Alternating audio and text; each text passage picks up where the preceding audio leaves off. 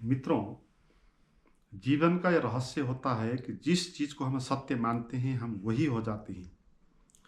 हमने जो माना वही हो जाता है, वही हम हो जाते हैं। इसलिए अगर हम झूठ को मानते हैं सच, तो झूठ भी सच हो जाता है। हम अपने को क्या मानते हैं हम वही हो जाते हैं। अगर हम हिंदू मानते हैं तो हिंदू हो जाते हैं। अगर हम गरीब मानते हैं तो गरीब हो जाते हैं। हम अपने को क्या मानते हैं, ये महत्वपूर्ण बात है। और इनमें से शरीर, विचार, मन, बुद्धि, चित्त, अहंकार, चेतना, इनमें से आप किसको मानते हो कि सच है, किसको मानते हो कि आप हो। जिसको आप मानोगे आप वही हो जाओगे। अगर आप शरीर को मानोगे तो आप शरीर हो जाओगे, विचार को मानेंगे तो विचार हो जाओगे, मन को मानेंगे तो मन हो जाओगे, बुद्धि को मानेंगे बुद्धि हो जाओगे, चित्त को मानेंगे चित्त हो जाओगे। और जो अहंकार होता है वो इन चीज़ों में अपना ठप्पा लगाता है। वो अहंकार यानी मैं भाव अगर शरीर पे लगाता है तो वो कहता है कि मैं शरीर हूँ। वो अहंकार अगर विचार पे लगाता है तो आप हो जाते हो विचार। वो कहता है कि मैं विचार हूँ। आप बुद्धि को लगाते हो अहंकार को, और फिर आप कहते हो कि मैं बुद्धि हूँ। और आप अहंकार कहीं भी नहीं लगाते। आपकी जो सच स्थिति है वो होती है चेतना। तो हम इसमें जानेंगे कि शरीर क्या होता है, विचार क्या होता है, मन, बुद्धि, चित्त, अहंकार क्या होते हैं, चेतना क्या होती है, और हम कैसे इन चीज़ों को सच मान के वही हो जाते हैं, और हम कैसे सच को सच मान के हम चेतना हो जाएं, इसके बारे में बात करेंगे। और चेतना कैसे जीव के ऐसे पदार्थों के प्रति, विषयों के प्रति अपने को चिपकाती है और अपने को खुद को जान नहीं पाती और दूसरे को मैं कहने लग जाती है। तो इसमें पहले हो शरीर। शरीर क्या है? शरीर को देखें तो आप कह सकते हैं कि शरीर एक जंगली वनस्पति जैसा, पेड़ जैसा या एक जानवर जैसा जीव है, जैविक है, वनस्पतिगत है। शरीर जिस तरह निर्मित होता है ना, वो उसी तरह निर्मित होता है जैसे वनस्पति निर्मित होते हैं। मिट्टी, वायु, पानी, आकाश, अग्नि, पृथ्वी, इन सारी चीज़ों के द्वारा बहुत सारे चीज़ यहाँ निर्मित होते हैं। पेड़ निर्मित हुए, जानवर निर्मित हुए, पृथ्वी पैदा हो गई, और ऐसे ही मनुष्य भी पैदा हो गए। इसलिए मनुष्य का जो शरीर है वो वनस्पति जैसा है। उसके ज़्यादा कुछ भी इसमें नया नहीं है, उसके ज़्यादा भिन्न इसमें कुछ भी नहीं है। मगर मनुष्य के साथ शरीर के अलावा विचार भी है, और विचार क्या है उसको भी जानेंगे। विचार है इस शरीर को संरक्षित करने के लिए प्रकृति द्वारा दिया हुआ एक हथियार है ना। हर एक जानवर को जब शरीर मिलेगा उसके साथ ये भी मिलेगा, उस शरीर को संरक्षण करने के लिए कुछ ना कुछ उसको हथियार भी मिलेगा। जैसे बहुत सारे जानवर हैं, किसी को सींग मिलता है ताकि उसके द्वारा अपना दुश्मन का प्रहार करें और उससे बच जाए, अपने जीवन को रक्षा कर ले, इसलिए उसको सींग मिलता है। तो किसी को मिलेगा पंजा मिलेगा, किसी का तीखा तीखा दांत मिलेगा। बहुत सारे जानवर, हर एक के पास कुछ ना कुछ अपने जीवन को रक्षा करने के लिए मिलता है। और मनुष्य को मिला है विचार, है ना। ये और किसी जानवर के पास ये विचार नहीं होता है। और विचार का अर्थ भी यही एक हथियार है। वो हमारे इस शरीर को, हमारे जीवन को रक्षा करने के लिए वो सहायक है। हमारे पास ताकत नहीं है जानवर के जैसा, मगर हमारे पास विचार है। हम उस विचार का प्रयोग करके दुश्मन से बच सकते हैं, दुश्मन को हरा सकते हैं, है ना। तो ये विचार जो हो गया वो शरीर को संरक्षण करने के लिए प्रकृति द्वारा दिया हुआ एक हथियार हो गया। और ये तर्क है, विचार यानी तर्क है। तर्क भी एक हथियार है ना, आपने सुना होगा तर्क काटता है। तो तर्क के द्वारा मनुष्य ने अपने जीवन को संरक्षण करने के लिए, प्रकृति के साथ संघर्ष करने के लिए, खुद को बचाने के लिए उपयोग कर लिया और उपयोग करते हैं। और उसमें फिर तीसरा आएगा मन। और मन क्या है? अब ये विचार के द्वारा मन पैदा हो गया है, शरीर के कारण विचार पैदा हो गया, अब विचार के कारण अब मन पैदा हो गया। जब मनुष्य के पास ये तर्क की क्षमता आई, विचार की क्षमता आई, ये मैंने कहा कि एक हथियार है दूसरे के द्वारा अपने को बचाने के लिए या अपना जीवन को संरक्षण करने के लिए। मगर अब ये तर्क ये चिंतन करता है, अगर वो तर्क अपने बारे में चिंतन करता है तो वो मन हो जाता है ना। मन का यही अर्थ है कि आप अपने बारे में चिंतन मनन करते रहते हो। मैं कौन हूँ, मेरा क्या है, मेरा क्या नहीं है, क्या करना है, क्या नहीं करना है, इसके बारे में जो भी थिंकिंग प्रोसेस होता है ना, तर्क के द्वारा मैं को विकसित करने के लिए जो भी हम तर्क करते हैं, विचार करते हैं, उसके द्वारा मन पैदा होता है या वही मन हो जाता है। तो मन मैं को निर्मित करने की एक भावना है, इसलिए मन मैं से ही निर्मित हुआ है। और इसमें से फिर बुद्धि क्या है? अब इस विचार के द्वारा, इस मन के द्वारा सिलसिलाबद्ध तरीके से विचार करने की जो क्षमता है उसको कहते हैं बुद्धि। हमारे मन में विचार होते हैं और विचार नाना तरीके होते हैं, मगर एक विचार और दूसरे के बीच में संबंध नहीं होता है तो वो मन हो गया। मगर एक विचार और दूसरे विचार के साथ संबंध होता है, हम किसी भी टॉपिक पर सिलसिलाबद्ध ढंग से विचार करते हैं उसी के बारे में, है ना। पहला सेंटेंस, दूसरा, तीसरा, एक पैराग्राफ बन जाता है, फिर एक कंक्लूजन आता है। रिसर्च कर सकते हैं हम विचार के द्वारा, तो उस रिसर्च करने की विचार की क्षमता को कहते हैं बुद्धि, है ना। बुद्धि इसीलिए विचार के द्वारा ही निर्मित है, कोई पारलौकिक चीज नहीं है। हम बुद्धि को जितना महत्व देते हैं ऐसा नहीं है ना। बुद्धि केवल विचार के ही रूप है। जैसे विचार एक हथियार है जीवन को संरक्षण करने के लिए, बुद्धि उसी विचार के द्वारा पैदा हुई थोड़ी विकसित विचार है। सिलसिलाबद्ध चलते हुए विचारों के द्वारा हम किसी भी चीज़ों का निष्कर्ष तक पहुंचते हैं ना। तो वो जो सिलसिलाबद्ध तरीके से विचार करने की जो क्षमता है उसको कहते हैं बुद्धि। और किसी के पास विकसित होती है, किसी के पास विकसित नहीं होती, किसी की ज़्यादा हो जाती है, किसी की होती नहीं। इसलिए मन सभी के पास होगा, विचार सभी के पास होगा, मगर बुद्धि उसी के पास ज़्यादा होगा जो विचारों को निखारता जाएगा और निश्चित तरीके से विचार करने की क्षमता उसका प्रैक्टिस करेगा, उसके पास बुद्धि विकसित ज़्यादा होगी। फिर इसमें आ गया अब चित्त। चित्त क्या है? चित्त है शरीर के द्वारा उत्पन्न इमोशन, केमिकल रिएक्शन भी कह सकते हैं। हमारे शरीर में विचार की क्षमता होती है, ऐसी भाव की भी क्षमता होती है। हमारे शरीर से बहुत सारे रसेंद्रिय हैं जिनके द्वारा हमको चीज़ों के प्रति अनुभव होता है, एक्सपीरियंस होता है ना। विचार एक्सपीरियंस नहीं है, इसलिए विचार और चित्त में ये फर्क है।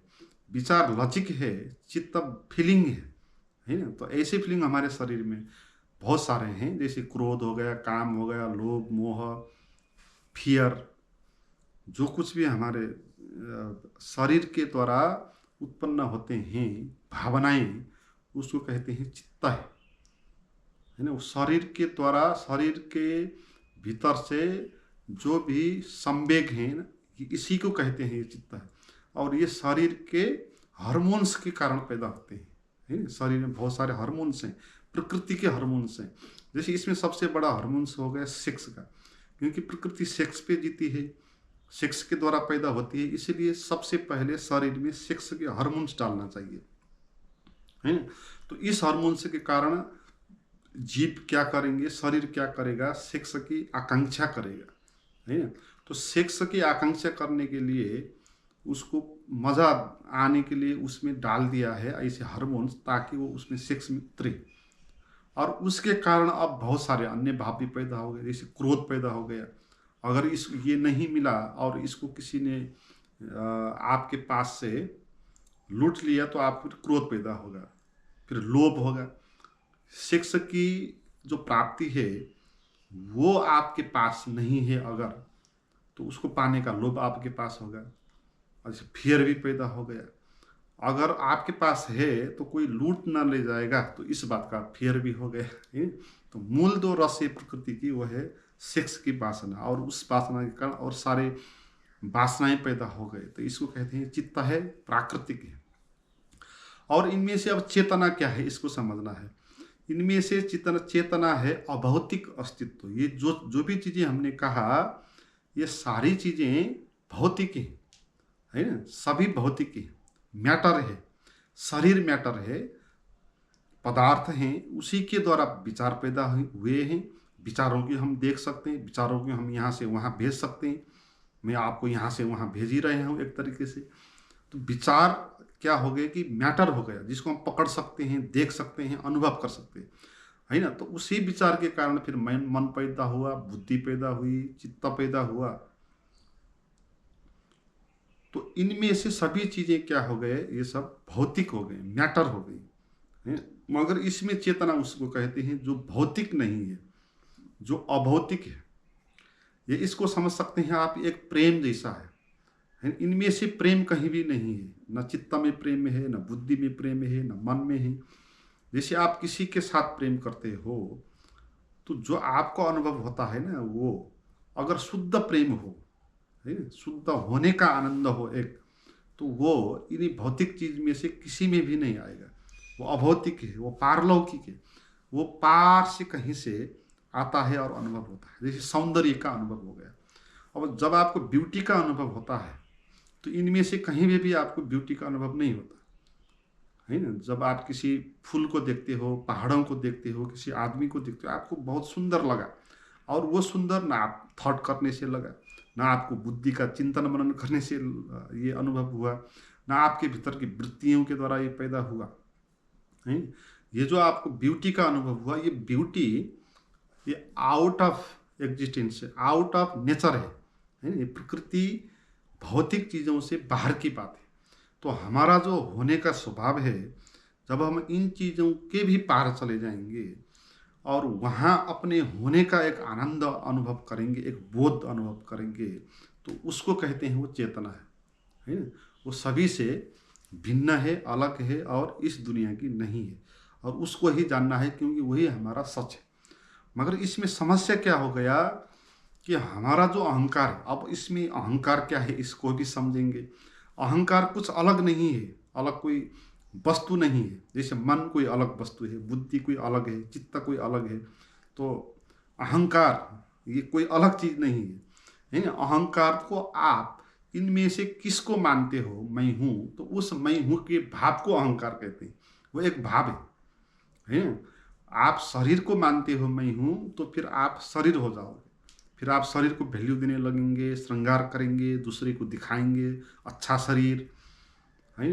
तो शरीर ही आपके लिए जीवन का केंद्र हो जाएगा, उससे पार आप उठ नहीं पाएंगे। अगर आप मन को मानते हैं मैं हूँ, तो आपका अहंकार फिर मैं मन हो जाएगा, है। तो ये मन जब आप हो जाएंगे तो आप चिंतन मनन में लगे रहेंगे, है ना। चिंतन मनन करते रहेंगे, मैं क्या हूँ, कैसा हूँ, ये हूँ वो हूँ, और पागलपन में चले जाएंगे ज़्यादा चिंतन मनन करेंगे। तो आप अगर विचार को मानते हैं सच, तो फिर आपका अहंकार विचार हो जाएगा। आप किसको सच मानते हैं, उस भाव को अहंकार कहते हैं। इसलिए अहंकार कुछ अलग कैटेगरी नहीं है, अलग कोई इकाई नहीं है, कोई अलग मैटर नहीं है। ये सब मैटर है, मगर अहंकार मैटर नहीं है। अहंकार तो किसके साथ आप चिपकते हो, उसी को अहंकार कहते हैं। बुद्धि के साथ चिपकोगे, बुद्धि को ही सच मानोगे, जीवन का केंद्र उसी को मानोगे, तो फिर आपका अहंकार बुद्धि हो जाएगा, है। तो बुद्धि वाले लोग होते हैं जो बुद्धि को वैल्यू देते हैं, तो ऐसे ऐसे लोग ऐसे विचारक हो जाएंगे, है ना, बुद्धिजीवी हो जाएंगे, तार्किक किताबें लिखना प्रारंभ करेंगे, शास्त्रों का अध्ययन करेंगे, ये सब वो करेंगे। अगर आप मानते हो चित्त मेन है, चित्त ही सत्य है, चित्त ही मैं हूँ, तो फिर आपका अहंकार चित्त हो जाएगा। फिर आप चित्त के द्वारा जो भी होते हैं उसी को सच मानेंगे। तो ऐसे लोग जो होते हैं वो कलाकार हो जाएंगे, कवि हो जाएंगे, एकदम भावों में खो के लिखने लगेंगे, हैं। तो मगर इसमें अगर आप जानोगे कि मैं चेतना हूँ, तो फिर आप बुद्ध हो जाएंगे, हैं। तो बुद्धत्व होने का अर्थ यह है कि आप सच को जानते हो कि आप कौन हो, आप चेतना हो। और फिर इसमें मैं चेतना हूँ ये बात अहंकार कर नहीं सकता, क्योंकि अहंकार एक विचार है ना। अहंकार विचार से पैदा हुआ, अहंकार का अर्थ है मैं कौन हूँ इसके बारे में किया हुआ चिंतन मनन, है ना। इसलिए अहंकार चेतना को मैं हूँ कह नहीं सकता, है, क्योंकि चेतना होती है सच, और उसके बारे में चिंतन मनन अहंकार कर नहीं सकता, क्योंकि वो इस दुनिया की है नहीं। अहंकार इस दुनिया का है। अहंकार थॉट के द्वारा चलता है, चेतना के साथ थॉट नहीं होता है। इसलिए अहंकार कभी चेतना को जान नहीं पाता, और फिर कैसे कहेगा कि मैं चेतना हूँ। इसलिए अहंकार चित्त को कह सकता है मैं हूँ, बुद्धि को कह सकता है, विचार को कह सकता है। चेतना को अहंकार मैं हूँ नहीं कह सकता, है ना। तो चेतना जब होती है तब चेतना ही होती है, वहाँ अहंकार नहीं होता। इसलिए कहा गया जब तक अहंकार नहीं मिटता तब तक आपको चेतना का अनुभव नहीं होता। अहंकार को बाधा इसलिए कहा गया क्योंकि अहंकार चिंतन मनन करने वाला है ना। अहंकार क्या करता है, वो मानता है मैं हूँ, ये हूँ वो हूँ, मानता है, और वो जानता नहीं है ना। मगर चेतना क्या है, वो मानती नहीं किसी चीज़ को, वो जानती है। जब चेतना होता है तब आपको मानना नहीं पड़ता कि मैं ये हूँ वो हूँ, तर्क करने की आवश्यकता नहीं पड़ेगी, आपको पता ही लग जाएगा कि आप कौन हो, है ना। इसलिए जहाँ चेतना होती है वहाँ हम जानते हैं कि मैं कौन हूँ। चेतना नहीं होती है और चीज़ें होती है तो वहाँ मानते हैं कि मैं हूँ। ये सब मान्यता ही है। मैं शरीर हूँ कहना ये मान्यता है, मन हूँ कहना मान्यता है। यहाँ हम जान नहीं रहे हैं, है ना। हमको जान के बोध हो के हम नहीं कह रहे हैं मैं शरीर हूँ, इसका बोध हो के हम नहीं कह रहे मैं शरीर हूँ, इसलिए कह रहे हैं क्योंकि हम शरीर को वैल्यू देते हैं। जो वैल्यू देता है वो ज़्यादा कहता है मैं शरीर हूँ, जो कम वैल्यू देगा वो उतना कम कहेगा शरीर को मैं हूँ, है ना। किसी और चीज़ को ज़्यादा वैल्यू देगा। तो इसमें समस्या यही है कि हम झूठों को मान रहे हैं कि मैं हूँ, और जो मैं हूँ कहते हैं वो खुद ही एक झूठ होता है। अहंकार झूठ होता है, और ये सब सारी चीज़ें को मानता है कि मैं ये हूँ। तो इसके कारण क्या हो गया कि हमारे पास जो शुद्ध चैतन्य है वो उसको जानना हम भूल गए, है ना। झूठ को सच मानने के कारण सच दबा पड़ा और झूठ सच जैसा लगने लगा। तो इसका समाधान क्या है कि अब आपको जो झूठ है उसको झूठ जानना होगा, उसको मैं कहना बंद करना होगा, और किसी को भी मैं कहना नहीं होगा। किसी को भी मैं कहेंगे तो गलत हो जाएगा, क्योंकि चेतना को आप मैं कैसे कह सकते हैं, है ना। तो सभी चीज़ों को झूठ जानो और अपने को किसी के साथ भी मत चिपकाओ, शांत बैठे रहो, निर्विचार हो जाओ, क्योंकि विचार ही यहाँ पर सबसे बड़ी समस्या पैदा कर। वो विचार ही क्या करता है, मैं हूँ कहता है, और वो फिर ये हूँ करके वहाँ पर चिंतन मनन करवाता है। इसे निर्विचार होकर जब आप बैठेंगे, विचारों के द्वारा शून्य हो जाएंगे, तो फिर आपको उसका अनुभव होगा जो इस दुनिया का नहीं है, भौतिक नहीं है, जो जो अलौकिक है, जो बोध है, हमारा होने का जो स्वभाव है वो आपको प्रकट हो जाएगा। मित्रों, मेरे साथ आप जुड़ना चाहते हैं, ऑनलाइन में आप कुछ मेडिटेशन का प्रैक्टिस करना चाहते हैं, या भौतिक सत्संग में मेरे साथ कार्यक्रम में आना चाहते हैं, तो उसके लिए व्हाट्सएप पे आप चैट कर सकते हैं। व्हाट्सएप का नंबर और लिंक वीडियो के नीचे डिस्क्रिप्शन में लिखा हुआ है, आप वहाँ जाएं और चेक करें। Thank you.